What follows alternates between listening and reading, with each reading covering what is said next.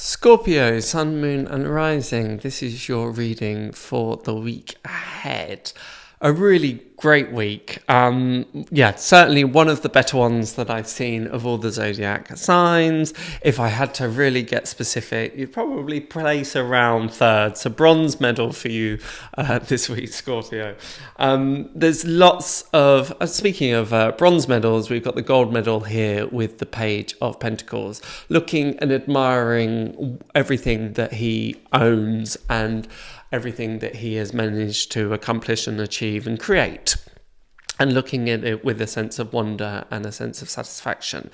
This has real overlap with Cancer's reading as well. So there's definitely a similarity in the water signs about this ability to focus on the good of the 2024, the things that we have managed to achieve and accomplish, and even if 2024 has represented quite a lot of challenges and quite a lot of difficulties, being able to actually recognize and understand the value in some of those challenges and difficulties. Perhaps they've taught us the virtues of patience, of letting go, of surrender, and instead of landing in a place of perhaps victimhood where some of the other star signs are looking like they would easily slip into that path,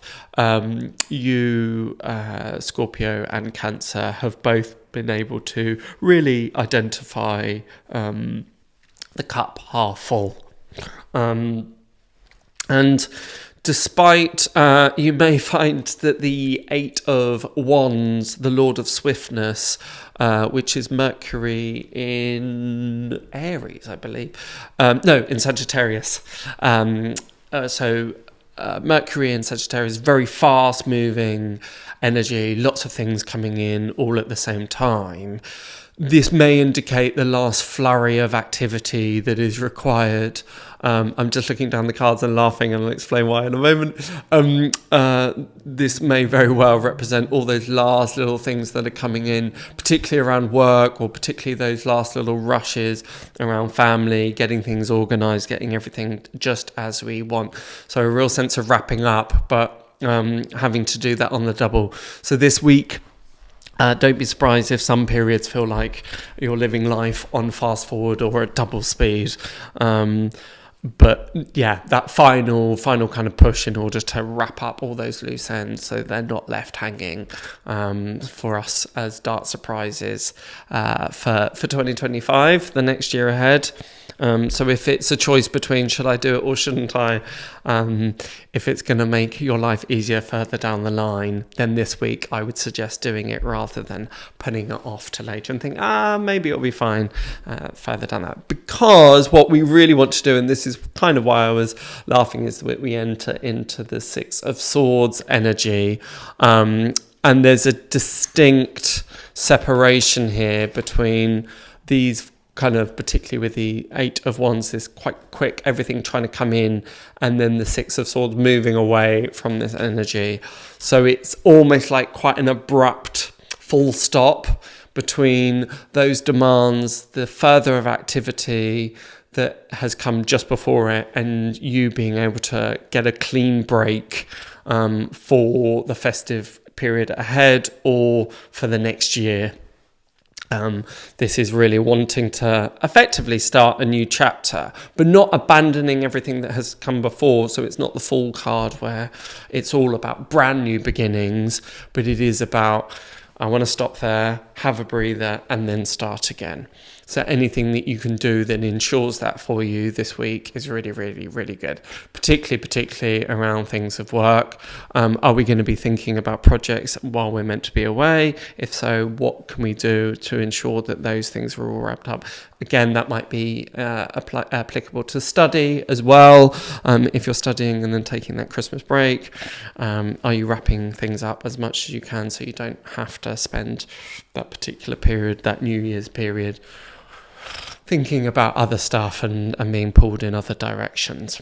This is basically because we want to be able to move forward with this Ace of Swords energy, which is a clarity of thinking. It's like, it's this idea, it's this approach, it's this way forward. I really wouldn't want to see you in a point, Scorpio, where moving into the next year, you're still having to make quite a lot of decisions or figure stuff out, or should I do that or shouldn't I do that? Doesn't mean you have to act upon all those decisions this side, but if you can enter into 2025 with a kind of, you're lifting up the gate and then you're off, that's how I want you to approach the next year, the next upcoming year, because otherwise you're gonna feel like you're having to tie up your shoes in order to start the race, and other people might be slightly ahead, or feeling as though they're slightly ahead, and we're slightly stumbling, we're having a faltering start, and there's no need to have that.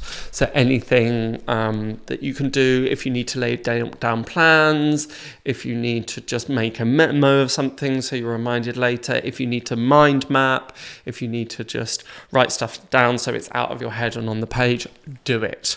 It's going to be a really, really worthwhile thing. You want to leave this year feeling kind of mentally empty, and I don't mean wrung out, I don't mean kind of mentally exhausted by any means. I mean that you've managed to just park everything there and just focus on, or kind of just enjoying yourself, or focusing on what's coming up next. So we're not trying to assimilate, integrate, understand, plan, all of that stuff right at the beginning of that next year. Because if you do so, you'll land in this beautiful energy of the Strength. And again, there's an almost cyclical nature of what we were speaking right before with the Page of Pentacles and the Strength card, this ability to focus on the positive.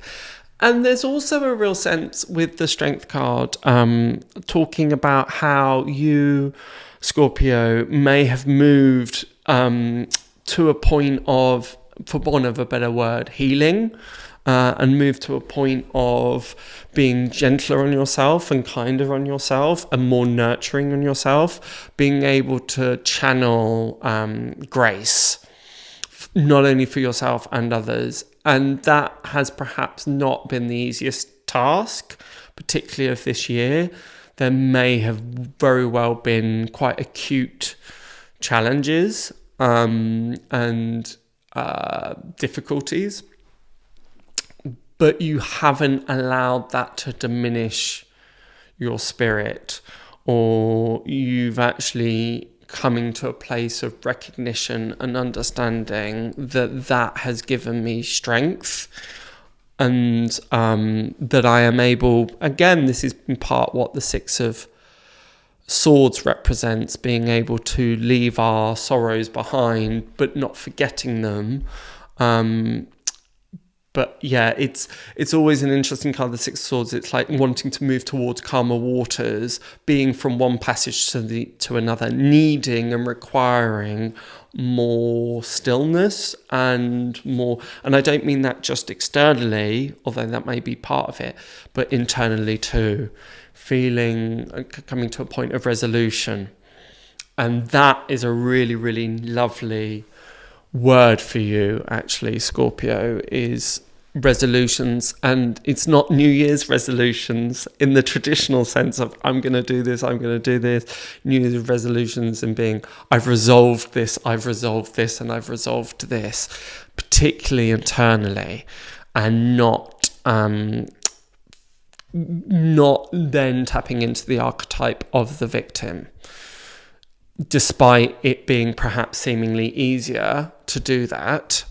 It's easy to feel sorry for ourselves because of this thing that happened in July. But actually, nope. I need to kind of move on now.